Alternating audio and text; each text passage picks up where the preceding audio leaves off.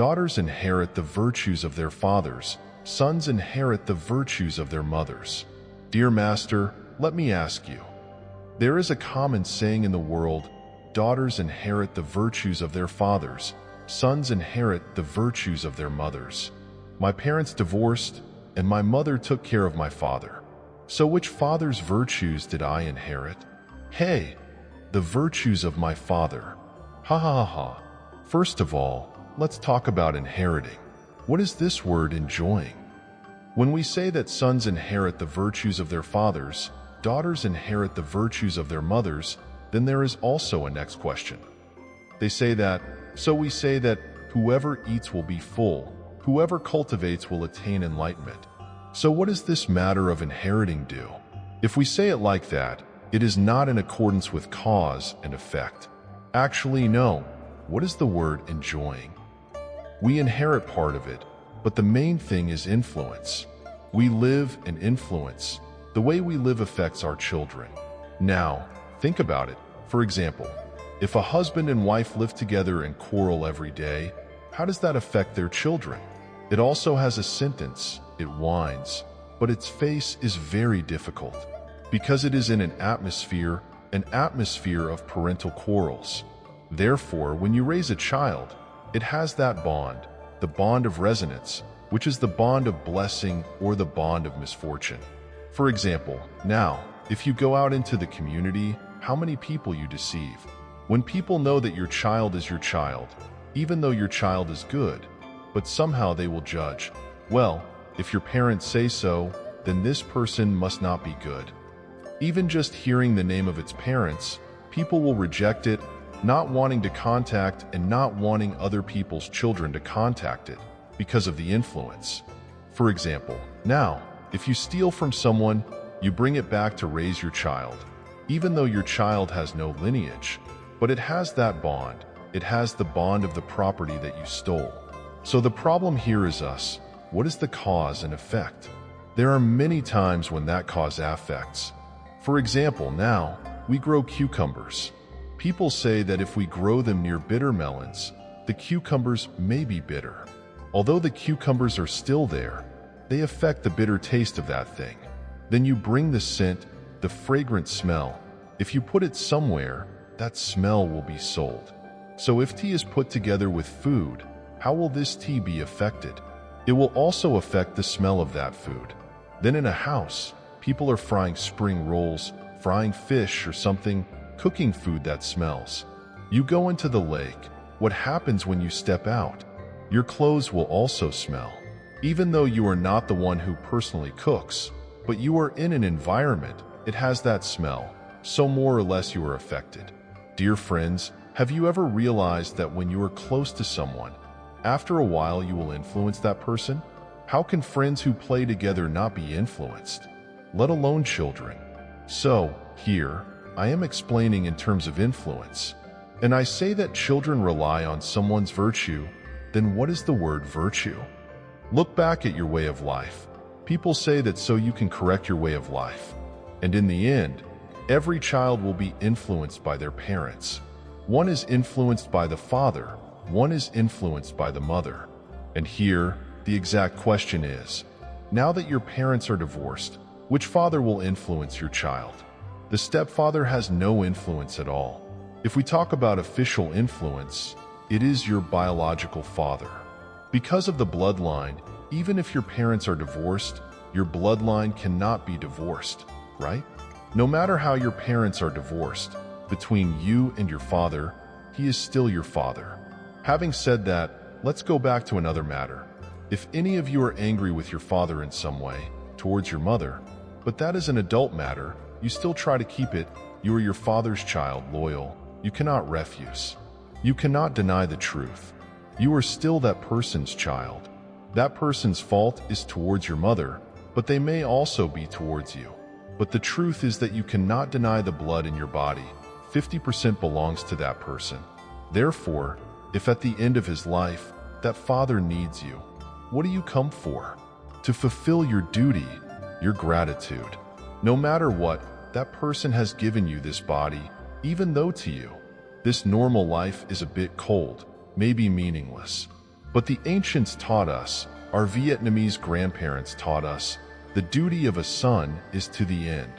The dead are the ultimate debt, so for the sake of that debt, we should be there for that person, even if before, when we were alive, we did not have a good relationship. As for influence, it depends on the ability. If we are young and live close to our stepfather, we will be influenced a lot by the way we live in that environment.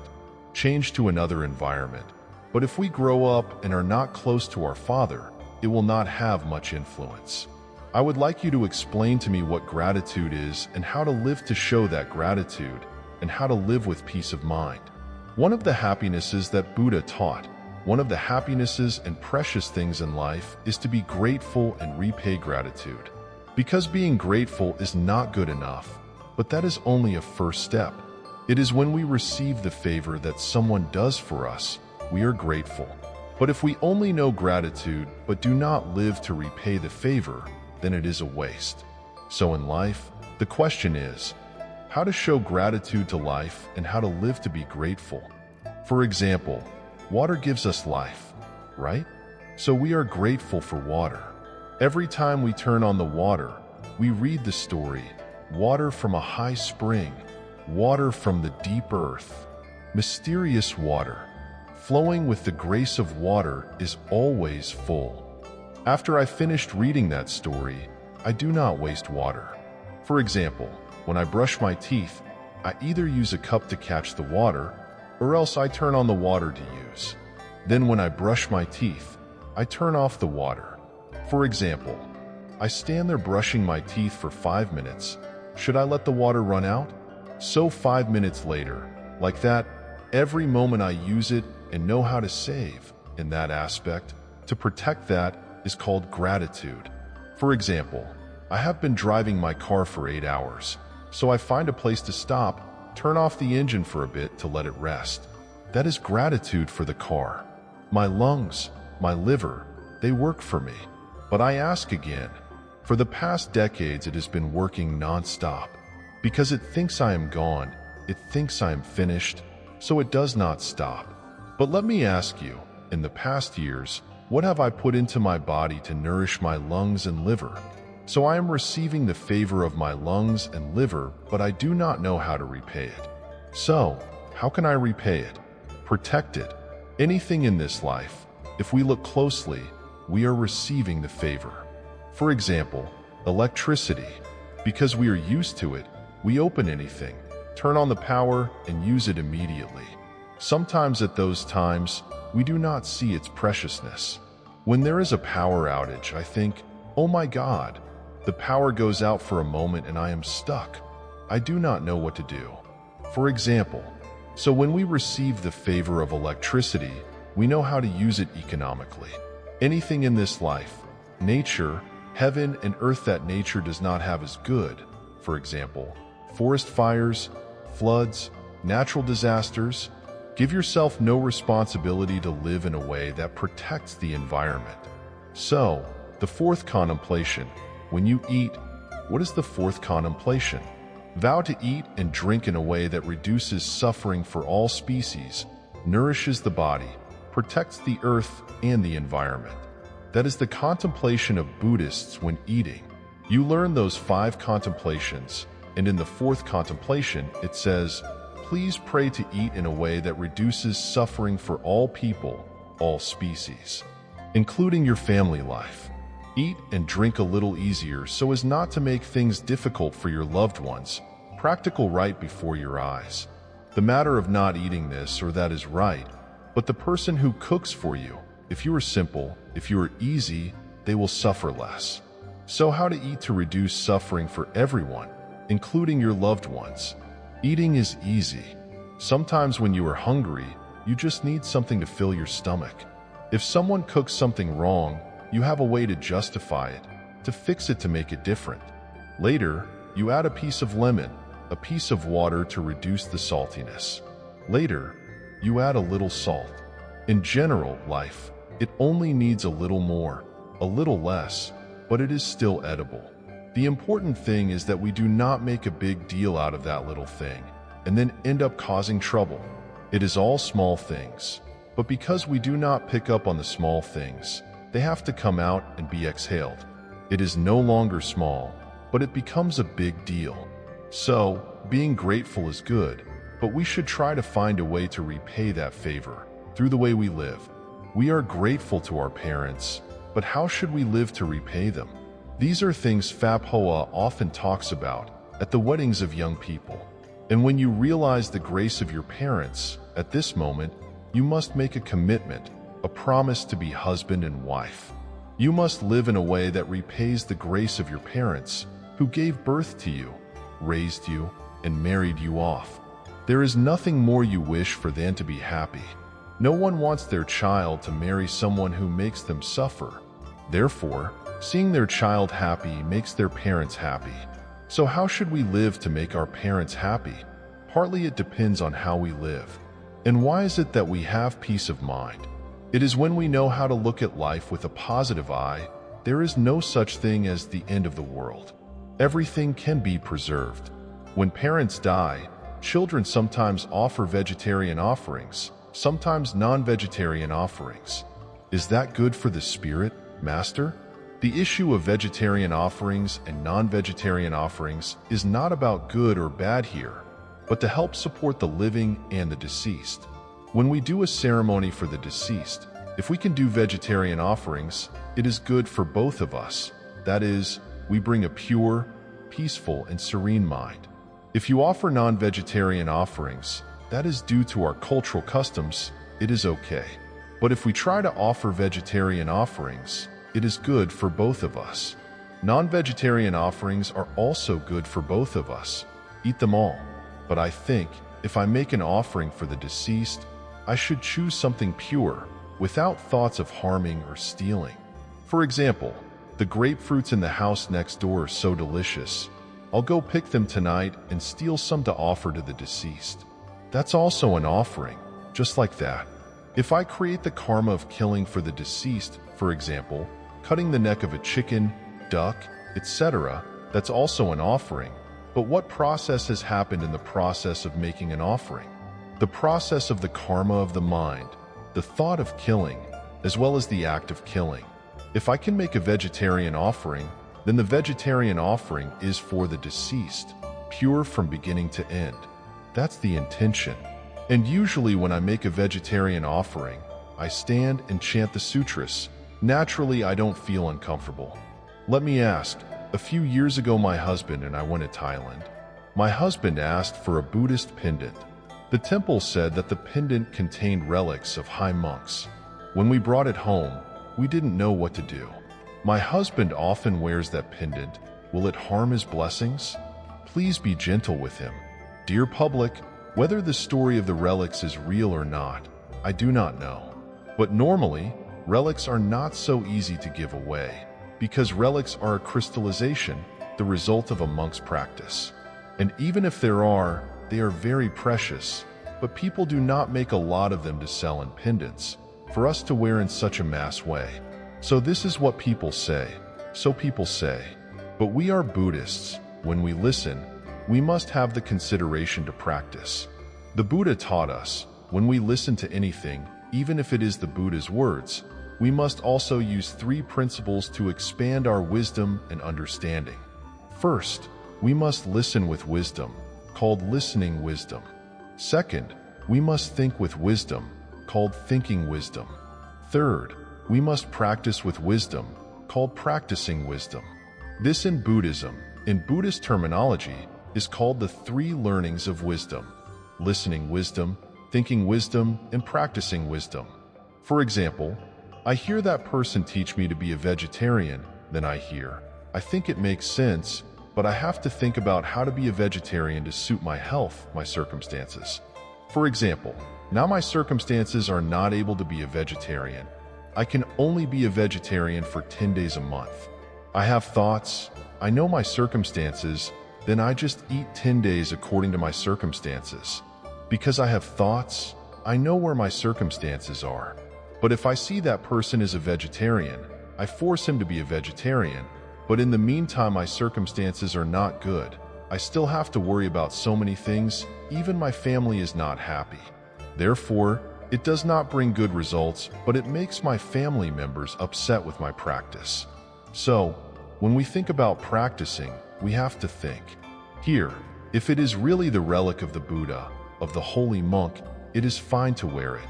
But usually relics are not easy for people to make. But now you think, thousands of people buy, temples ask for relics. Where is the division of evil? That thing, I believe, then that is my belief. But here Fab Hoa only reminds, when I do something, I must have a mindset.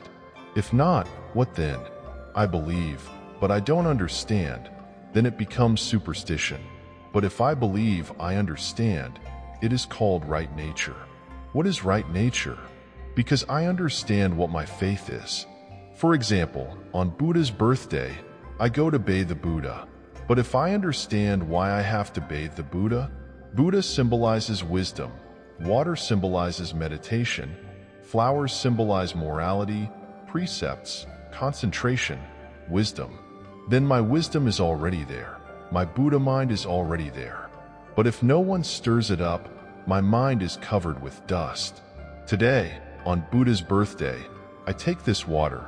I bathe the Buddha statue, also to remind myself to wash away those troubles, those dusts that stick to my body and mind. I understand that, so this Buddha bathing ceremony is not superstitious. For example, I scoop up a piece of water, lick it, drink it, rub my head, and that's it. It's not a mistake at all. But people look, they say this is still crazy. But I understand. Or someone has ruined the Buddha bathing. Then people say, oh my God, all of a sudden I haven't bathed all year. Waiting until that day to bathe, isn't it dusty? People say that. I also have a point. I understand why we have to bathe the Buddha and the meaning of why we take water, take flowers to the Buddha statue. In short, whatever we do, if we understand the meaning, then we are not crazy. Doing without understanding is called crazy.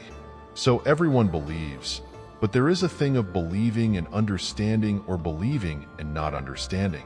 Belief without understanding is superstition, but belief with understanding is right belief. Just like me, talking to each other but not understanding each other. So what is it called understanding? Misunderstanding.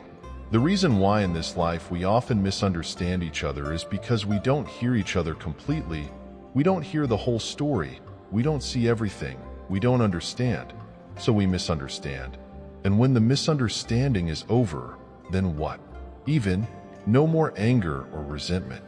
So, in this life, between ignorance and enlightenment, what is the difference? Are they far? Not far.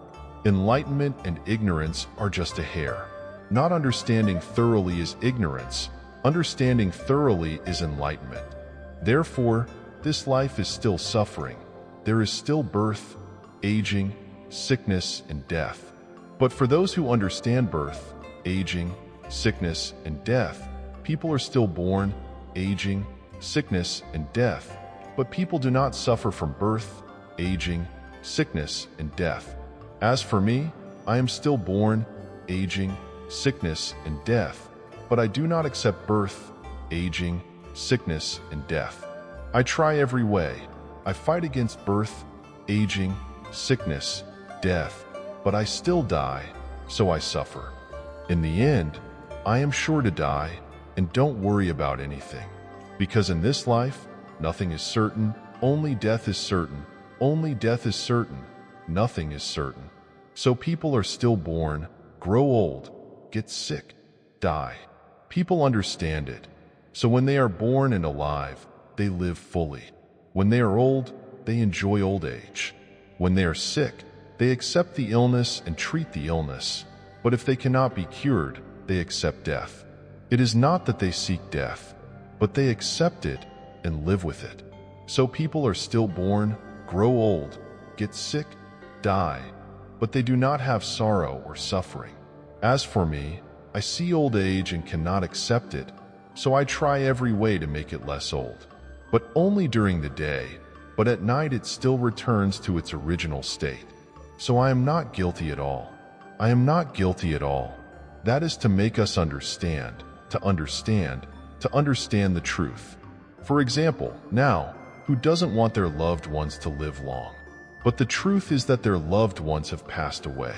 The problem here is that we open our hearts to accept the truth and love that person, not to be dependent and die with them, but to live in a way that expresses our heart, respects the teacher, and follows that person's wishes, just like our ancestors who have passed away. But that doesn't mean that we sit and cry every day, miss our teachers, love our teachers, but we live according to their teachings. Therefore, the Buddha told you to worship me, but you don't understand me, which means you are slandering me. If you worship Buddha, you must understand Buddha. Understand Buddha that he left the Golden Palace. He left everything he had so that he could find the path of morality for us. So, the main thing is that he wanted to show us the path of morality. I know, in the matter of whether I worship him in any way depends on my own will, ability, and circumstances. He does not seek that. If one spends a lifetime as a monk, leaves a golden palace of a prince to become a monk, and needs people to worship him like that, then the value of Buddha's monastic life is not high. Buddha's monastic life is too ordinary. Becoming a monk is just waiting for people to worship him, according to his own mind, not like that. You can worship Buddha in any way and be happy. But if you happen to be unable to worship Buddha for any reason, follow Buddha's words.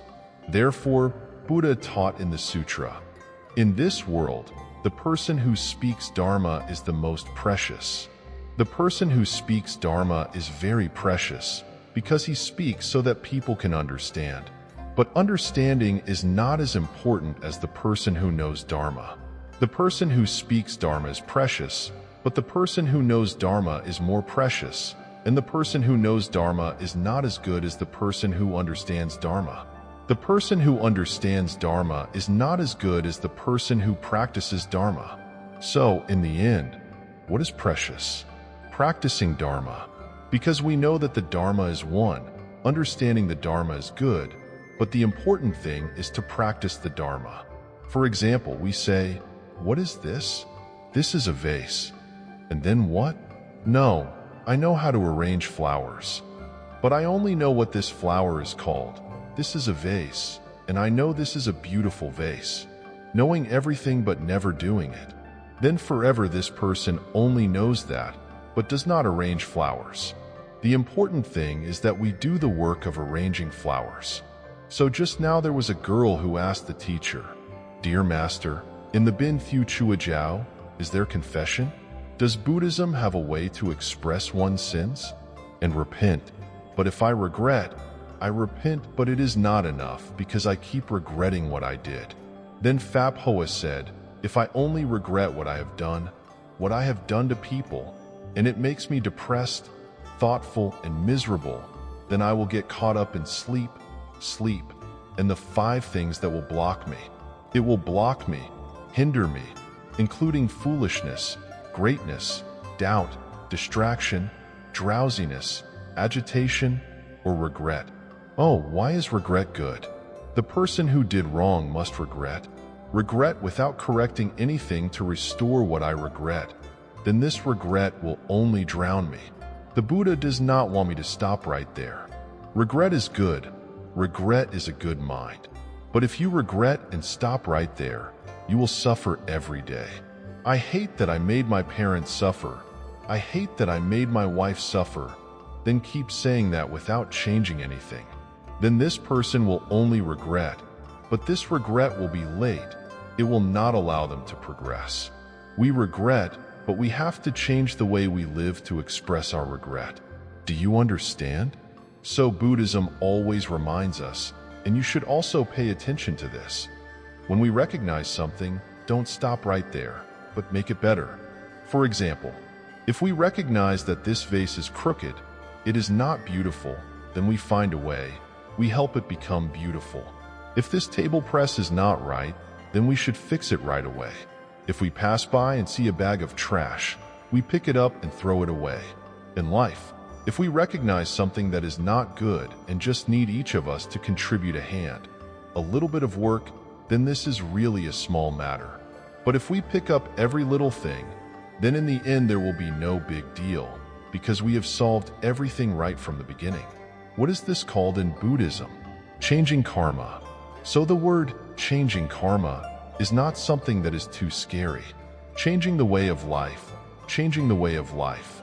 In the past, I did not speak carefully, was not mindful, did not think carefully. Since I took refuge, I still speak but think carefully about my words before speaking. So no one forbids me to speak, but let's speak thoughtfully. For what? Letting myself say those words is beneficial, is happy, and the listener is also happy. It is called benefiting both. The Buddha does not want us to do anything that only benefits one side, whether it is us or the other person, but it is best to benefit both. For example, yesterday morning, if I cook a dish that only I can eat but no one else can eat, who benefits? My benefit. But if I cook and they can eat it but I can't, then it benefits them. But it's not as good as not choosing to cook something that both of us can eat. It's more comfortable. So if I say something, I do something that both of us are happy, it's still better. Therefore, in a community, we work together. We often have a way of dealing with it like this. The majority wins over the minority. We often take a vote like that. The majority wins over the minority. Most people do it that way. But if we avoid thinking more, then why doesn't this minority agree? Because they don't fully understand. That's why they disagree. So it's our duty to explain and do something so that the small number who don't agree, they fully understand the problem so that they agree with us. That way it would be better. The whole mass has come to unity, but the minority is submissive. But to truly be submissive, they may be submissive, but they are not submissive. People say submissive means to admire and submit means to follow. Submit means to follow. But they may be submissive, but they are not submissive. For example, tell people to go that way, because each person decides to go, they will go. But in their hearts, they are not happy. I told you, this way is not good, but you scratch me. For example, so, they grumbled throughout the trip. We listened. We were also tired. Do you see what they said? So, because of the number, the small people do not agree with anything. They do not fully understand. So how can we make them understand the same way as us, so that everyone can go to where? Unification, called unifying the masses, absolutely without hindrance. The Sangha is a group. Self-ordination in the Sangha. Returning to the Sangha is a group. From 4 people or more. What for? I take refuge in the Sangha. I take refuge in the Sangha, pray for all living beings, and lead the masses. So now, 99 people are leading, but there is only one person who is not.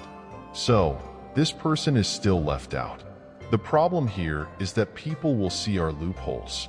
Among them, there is one person who is against selling. And how do we get that person to integrate, lead the masses, to where? Absolutely without any obstacles. There is no longer any obstacle. We have solved, cleared all the problems. Therefore, the Buddha told us how to gain wisdom. We listen to the Dharma, but we do not think about the Dharma. It is very dangerous. Listening without thinking is very dangerous. For example, now, you ask for this necklace. What if you give it up now? Fear of sin. Wearing it will be doubtful. But if at that moment you think, then don't buy it. If you don't buy it, then don't start now, standing at the crossroads, wearing it or not. Oh, where are the relics that are so widespread? If there are relics, people will cherish them very much. But if this is precious and for sale like that, then it is not certain that this relic is precious. If it is truly precious, it will only be given to those with enough affinity, or it will be given to everyone. There is no question of buying or selling. So, as soon as we have a moment, we stop, we have thoughts, then we do not buy it. For example, I heard people there, they said that place specializes in selling stolen goods. Thailand sells only 2 copper coins. The temple is about to have a ceremony to worship the monks, worshipping some monks. Then I heard that I was so happy. At first, if I don't have enough thinking, then it's true that I do good deeds.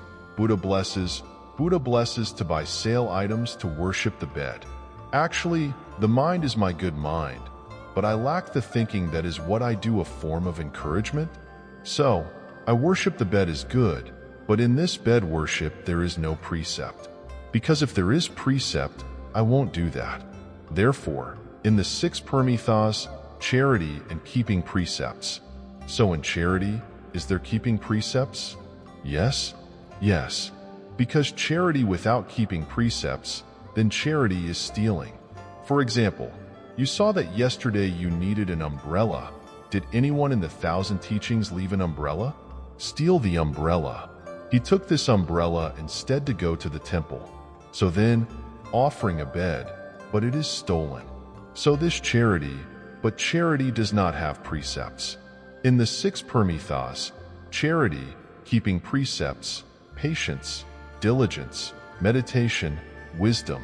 The 6 Paramitas, but they are not 6 separate dharmas. The 6 Paramitas are not 6 separate dharmas, but they are 6 dharmas in one dharma. There must be the other dharmas. For example, charity without patience, people praise and criticize and immediately abandon. So this charity lacks patience. Doing meritorious deeds is giving your own efforts, but there is no patience. People praise and abandon it. People criticize and leave it. So like that, this charity lacks patience. Then doing meritorious deeds lacks wisdom. Therefore, the more you do, the more troubled you become because you do not have enough wisdom, not enough precepts and concentration. So in one dharma there must be all the other dharmas. Therefore, instead of burning 3 incense sticks, precepts, concentration, wisdom, we can burn 1 incense stick. Why? Because 1 incense stick has the other 2. The incense of precept still has concentration and wisdom. The incense of wisdom still has precepts and concentration. The incense of concentration still has precepts and wisdom. So lighting 1 stick is enough. Instead of 3 incense sticks of precepts, concentration, and wisdom, now we light 1 stick. Because in 1 stick it has both the other 2. It has all 3. The teachings of the Buddha, does it have one thing or must it have another? For example, in seeing, is there wisdom? Is there?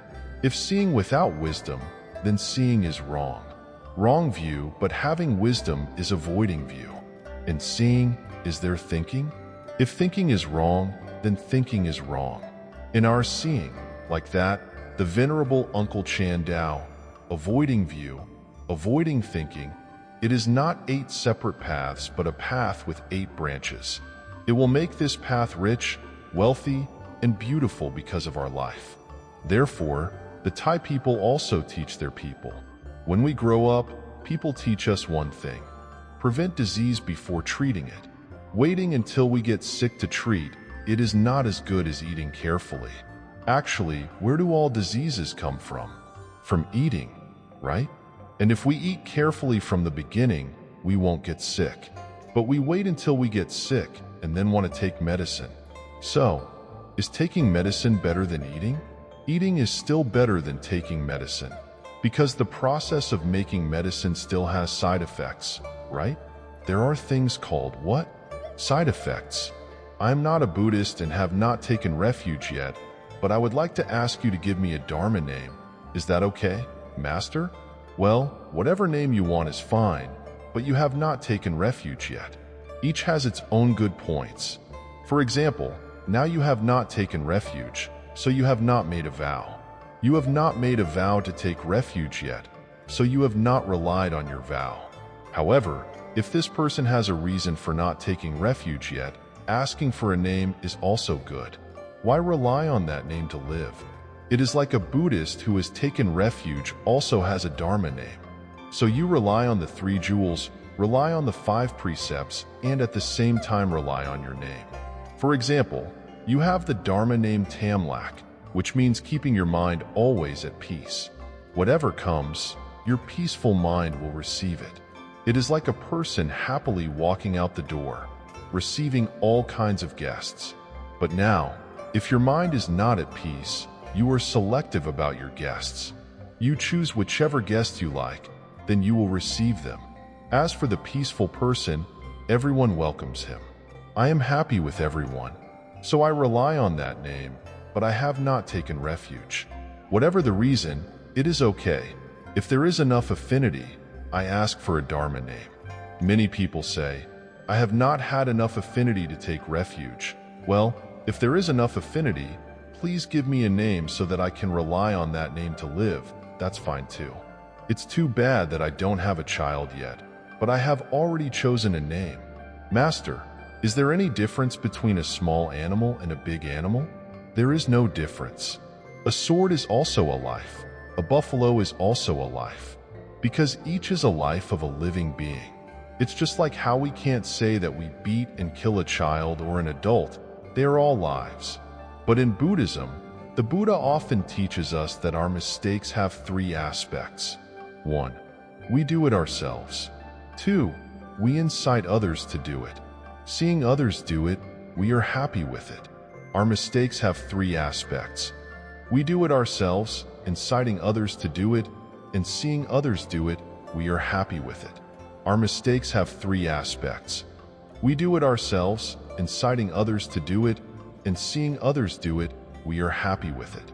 For example, I just passed by, stole something myself, then walked by and scolded my child. You go there, I just stole something. You go there, you steal it. You pretend to be just like me. No one will know. That is inciting someone to steal. But I don't know anything. My child has stolen before and now he brags.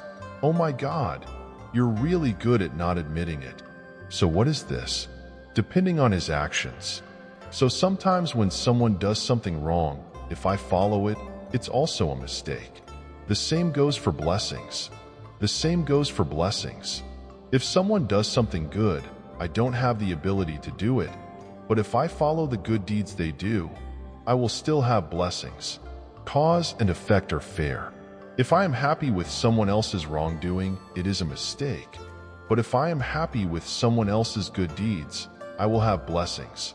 So, just an example. If I am not able to help someone with my effort or money, it's okay. Just follow the actions of others. Don't be jealous of anything. Something, my friend. Just now I went to that place, saw people calling for a forest fire, so I helped them with some money. Okay, I'm happy with you, because I didn't hear about that, and right now I'm also in a tight spot, or you're also in a tight spot and can't help. But that's okay. Follow the actions. Our blessings are equal, and we live with such a joyful mind. When people do good deeds, they brag to us. When people do good deeds, they don't dare to tell us. Why? Because when we hear, we often talk back and forth, criticize. They don't dare to say anything. There are cases like that. Therefore, the masses remember the 5 false actions of following the actions of others, and that is one of the 10 vows of Samantabhadra Bodhisattva. The 5th vow, I vow to happily follow the actions of others. Instead of being happy with the mistakes of others, now we do the opposite, which is to be happy with the good things of others. Dear Master, let me ask you about the 2 cousins. The elder is always jealous, and when she is alone, she wants to play with the younger sister. The younger sister is always at a disadvantage and does not know how to be angry. Some people say the younger sister is foolish. Others say that it is the younger sister's blessing. So is the younger sister foolish or a blessing? If you ask me about the story of 2 people, I will become the 3rd person. The love story of 2 people. Actually, the public remembers this. Phap Qua does not remember that it is a poem by a very famous poet of Vietnam, but I remember that while I was in life, there were many times when I thought I was a loser, I was stupid. But in reality, I was not stupid. Because if I was smart and I overpowered others, I bullied others, I always deceived others, then I thought I was smart. But what kind of smart is this? Why? Because I only know the immediate benefits and forget the consequences later. But if the other person is stupid, I give in, then I see them as stupid, but in reality they are smart. It is because they know little about the blessings of the person who comes after them. Phap Qua gives an example. I drive, and then I honk to make people panic. They pull over, then I dodge them. Smart? For example, I am smart, but I do not know that that intelligence belongs to someone who is not very nice. No, my child sits behind and sees that way of life. One is that he will judge his father. Two is that he learns that way, and then in the end my child lives that way. When he grows up, I scold him. You are not like me at all. It teaches genetics. Do you understand? So in the Dhammapada there is a saying, the fool thinks, the fool knows he is foolish. Thanks to that, he becomes wise. The wise man thinks that he is wise, truly worthy of being called wise fool. What is a fool who knows he is foolish? Open your heart to learn. And a wise man who thinks he is wise, this person teaches, because in this world, who am I wiser than? Because the wise man has the wise man. If I am good, I am a wise man, there will be a wiser man. Understand? There is a sky beyond the sky. There is a wise man who is better than me. How much wisdom do I have that I think I am wise? But I think I am wise, so I do not open my heart to learn anymore. In the end, how much wisdom do I have? That's all. Understand? It's like we are a tree, and if we plant it in the ground, our roots will be entangled and we will become a big tree. But if we put ourselves in a box, a pot, but we are as big as a tree in a pot. So here, I don't define, I don't answer. However, you can check for yourself. For example, I give up to only myself. Just think simply, who should I give up? Only myself. And then what else? I give up without any loss. There are so many things for us to think about, so that we can live. How can we do two things every day? Open our eyes in the morning, close our eyes at night. Open our eyes to look at others, and close our eyes to look at ourselves. Close them without having the painful visions that we did to others this morning. Sometimes they go into our consciousness. The nightmares come back in our sleep. It's because we live in struggle, live in hatred. So actually, our grandparents have many good teachings. For example, if you get someone else's share, you have to lose. For example, now I have 2 cakes. One cake I give to someone else to eat. Then they get the cake. So what about me? I lose. But I am very happy with this loss because I know I have lived with the heart of sharing. People think like this. Give it all away. What will I eat? So I don't give to anyone. People think further. Eat it all. What will I give? It's the same sentence, but what about people who know how to think? If I eat it all, what will I give? What about people who think they live for themselves? Give it all away. What will I eat? See? Therefore, dear audience, there is no such thing as losing here. Sometimes we are better than 10,000 people, but we still lose to ourselves. What do we lose? Lose to our greed, lose to our jealousy. Therefore, the Buddha taught, winning over 10,000 troops on the battlefield is called a glorious victory. Only when you can win over yourself is that the most glorious victory, because it is very difficult for you to win over yourself. Therefore, there was a man who went out and played cards.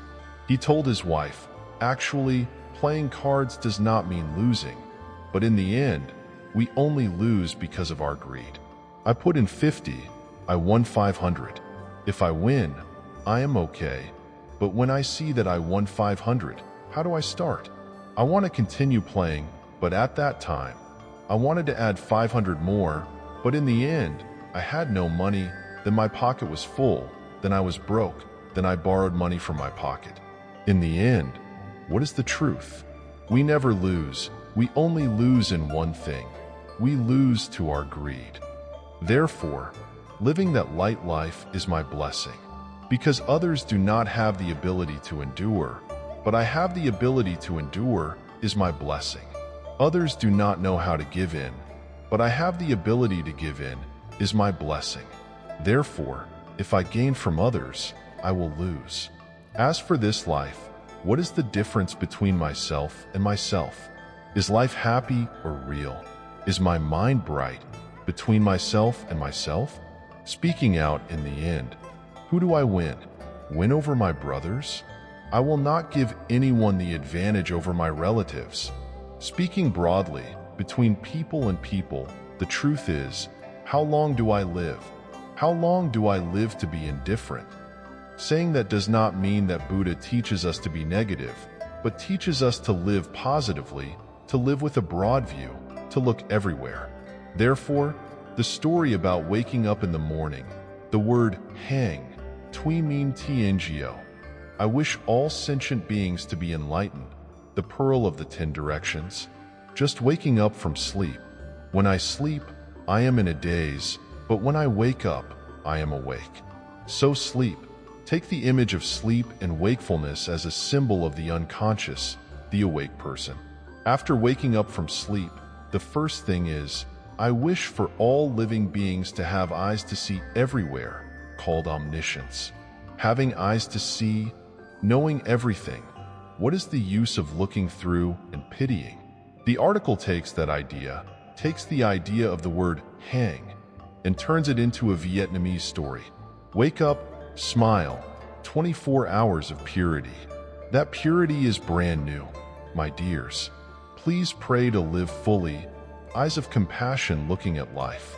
Now let them read along with that story. Wake up, smile, wake up, smile, 24 hours of purity, 24 hours of purity.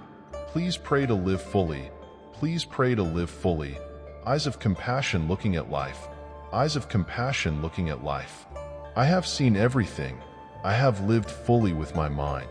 So what? Going or staying at this moment is no longer important to me, because we live with all our thoughts.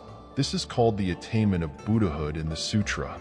I often pray at the end of that verse, disciples and sentient beings all attain Buddhahood.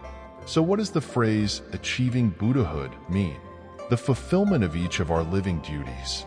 We have the way of being a husband, the way of being a wife, the way of being a brother, a sister, a grandmother, and so on. Whatever duty we have, we live with that duty, then we have no regrets even if we leave, because we live with all our thoughts. The last question, Master, several times when I held a 7-day service for my mother, the nun often misread her last name. So I wonder if my mother was liberated? Please give me an explanation. So when the nun misread her last name, she didn't ask right away, where did my mother go? If I asked now, I would know that my mother had gone completely. Dear audience, first of all, Phap Hoa would like to repeat the words see you and end. When I go to the temple, I ask the monk to pray for the dead because I have a rule that praying for the dead is praying for the dead. Praying for peace is praying for the living.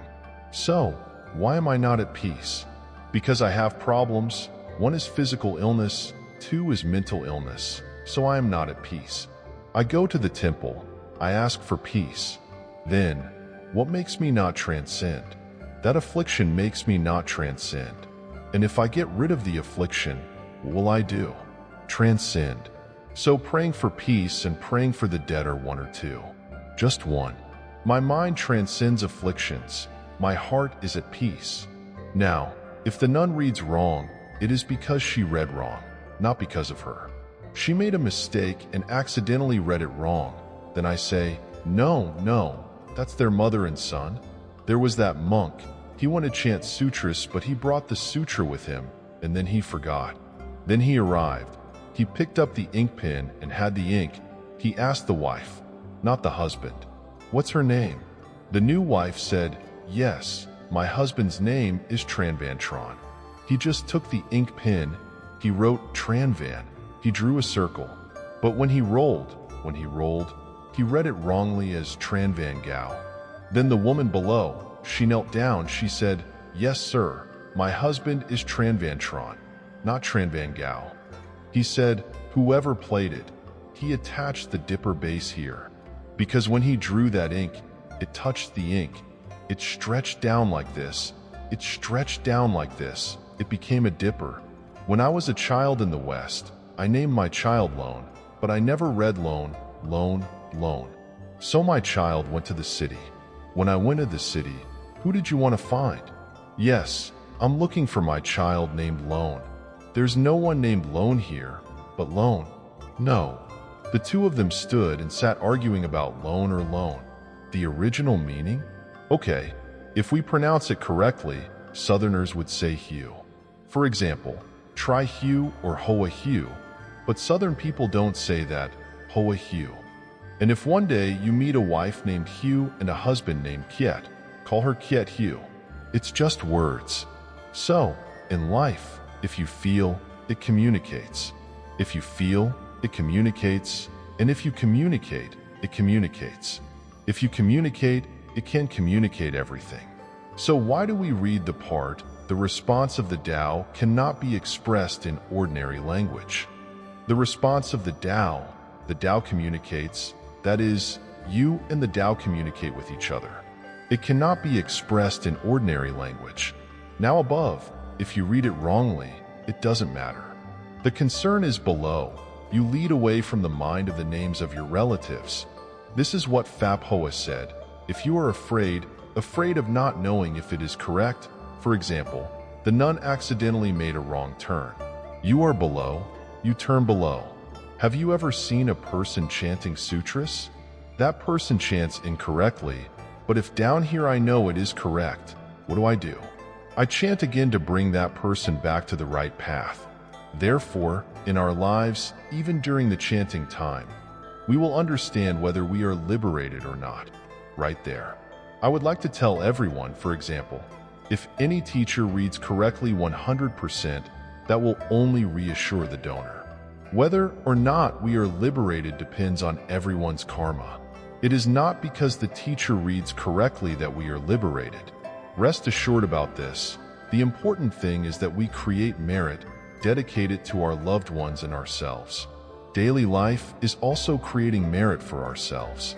Even if someone sends it to the wrong address, if they write the wrong address, the post office will return it and find the correct address and send it back to us. If it is yours, it will definitely return to you. Otherwise, it will return to the sender. There is no loss. Nothing is lost. Do you see the post office? You send the wrong zip code, but the others are all correct. Sometimes they still arrive. If you don't know, it will return to the sender. No one will take anything from you. But the important thing is that you have that blessing. Therefore, in the Ksitigarbha Sutra, it is very clear. Relatives who do good deeds for you in 7 parts, relatives enjoy 6 parts, the deceased enjoys only 1 part. But with the condition that the 1 part, that person must also have enough blessings to enjoy the 1 part, not just 1 part to enjoy. In the past, the Buddha said there was a disciple. This man, when his mother was pregnant, from the time his mother was pregnant, the whole village died of hunger. People were hungry, people were unemployed. Then people discovered that this child was very unlucky, so they chased the mother and child out of that village. The mother who gave birth to this person, wherever she went to beg for food was very difficult. Finally, on the day of the Buddha's relics, Buddha saw the karma of this man. His blessings were too fragile. He brought him back to the temple to practice. And you know, in the group that went begging, people offered everything to you. When this teacher ran out of food, and it happened many times, he went from hunger to hunger. And if he could survive, it was thanks to his brothers sharing. He himself never, very rarely, received a piece of food personally offered in his bowl. When this teacher was about to die, Venerable Sariputra thought, this poor disciple, he had never been full in his entire life. Now that he was about to die, I brought food to this disciple once in his life so he could be full and then die. The food was just brought, he died, still unable to enjoy that bowl of rice. That story, people just want to say, each person has his own karma. Finally, through this sentence, we understand that everyone around us, each has his own blessings and karma.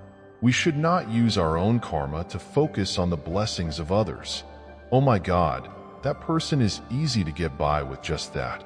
It is someone else's blessing. But if you use your own lack of karma to look at their blessing, you're wrong. On the contrary, if you use your own blessing to criticize someone else's lack of blessing and karma, you are also wrong. It is like the example: if you are good but you criticize someone else who is good, then you are not really good. A good person must know how to love someone else who is good. If a good person criticizes another good person, then you are arrogant, ignorant, and just talking about someone who knows, right? Therefore, you should not.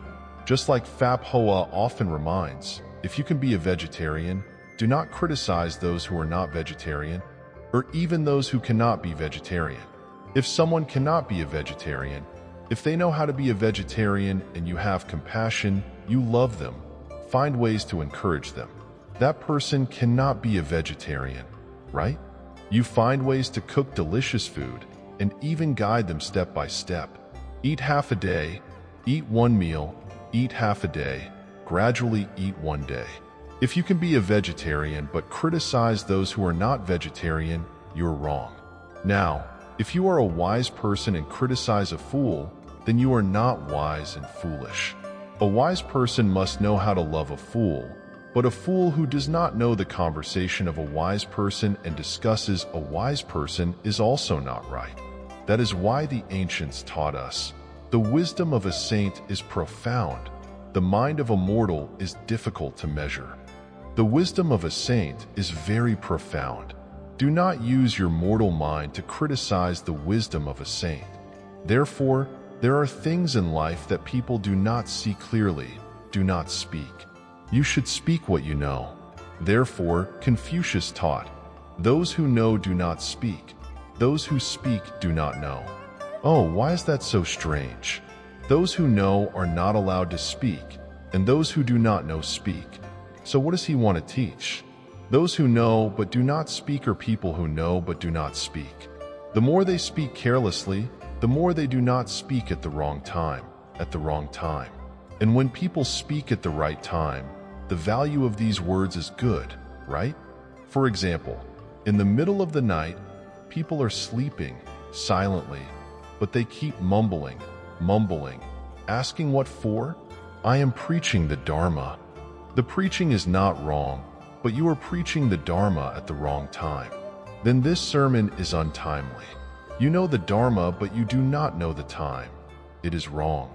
So in the 7 knowings of a sutra taught by the Buddha, there is a sutra about 7 knowings. In it, what does the Buddha teach? Knowing the meaning, knowing the Dharma, knowing the time. You must know when to speak, Therefore, Confucius taught, those who know do not speak. People do not speak, and even more so, speak carelessly and speak at the wrong time. And those who know do not speak, that's it, do not know. Because you speak, but you do not know when to speak and what to speak, and to whom.